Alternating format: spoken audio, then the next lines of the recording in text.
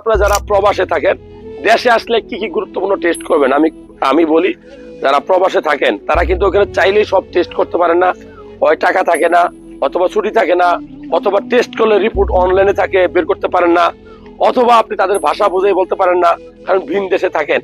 প্রবাস থেকে আসলে এই 5টা গুরুত্বপূর্ণ টেস্ট করবেন। নাম্বার 1, রক্ত ঠিক মতো আছে কিনা, রক্তে ইনফেকশন আছে কিনা, সিবিসি টেস্ট করবেন, কমপ্লিট ব্লাড কাউন্ট।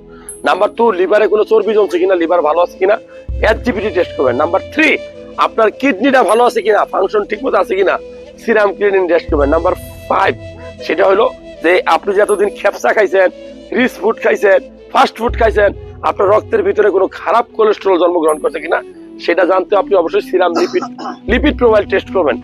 এছাড়াও আমরা বলি আপনার কিডনিতে পাথর, পিত্তথলিতে পাথর, পেটের ভিতরে কোনো টিউমার, আপনার লিভারে কোনো চর্বি জমলো কিনা জানতে হলে আপনি অবশ্যই একটা আলট্রাসোনোগ্রাম, হোল অ্যাবডোমেন, পুরো পেটের একটা আলট্রাসোনোগ্রাম করবেন। এই তথ্যগুলো ভালো লাগলে শেয়ার করবেন। এই সকল টেস্ট করতে আপনার 4 থেকে 5 হাজার টাকা সবকিছু মিলিয়ে লাগতে পারে।